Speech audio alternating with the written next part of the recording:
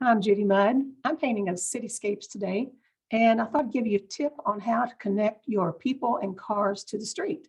Let me switch to my other camera and I'll show you what I'm talking about. Here's the cityscape. You can see I have a few people already put in, and I've got several cars and trucks. I'll just do one just to show you what I'm talking about.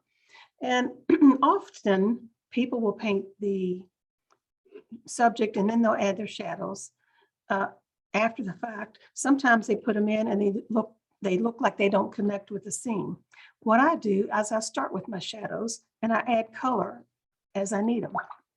Let me do this car for you real quick.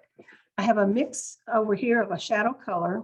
It's mainly dioxazine violet with neutral tint and a little bit of cobalt turquoise just to cut the purple. And it's a cool gray. Let me show you my quick study here. It's a cool gray, and that's what I'm using for my shadow color. And I've used it everywhere, but I'm going to use it again here on this car. And so my light source is coming from this side.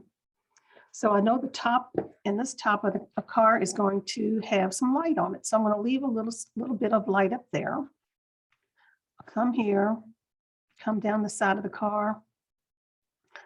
I'll go around my light.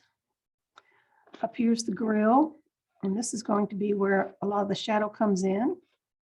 I'll go ahead and just pretend I have a little bit of light coming on some of that. And now I'm down to the bumper. Keep going. To do this, you do have to paint quickly. And I'll just stylize a few things of that later. As far as lighting goes, down onto the tires and right in to the shadow on the street. And I just go ahead and fill that in like it would be if I were seeing it on the street. There's my shadow. Let's make it a little bit different here. Quite long and something like that. Okay, so while it's still damp, let's say I've chosen a blue car. I'll pick up some cerulean. That's the color I want. I've used cerulean in other places, so I'll use that. While it's damp, I go ahead and add that to the shadow. Let it blend on the paper. It blends right into the shadow color, and it looks very natural that way. And I don't have to worry about it not blending. And as you come into the light, you can just put some straight cerulean over there just to show it coming into the light.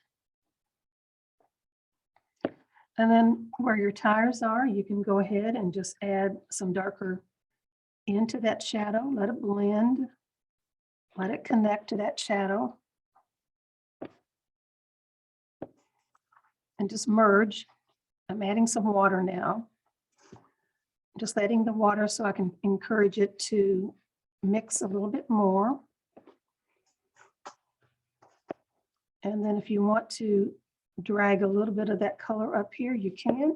Just put some windshield in it. Same, excuse me, same color. I'll put it on this side. Create a few little shapes.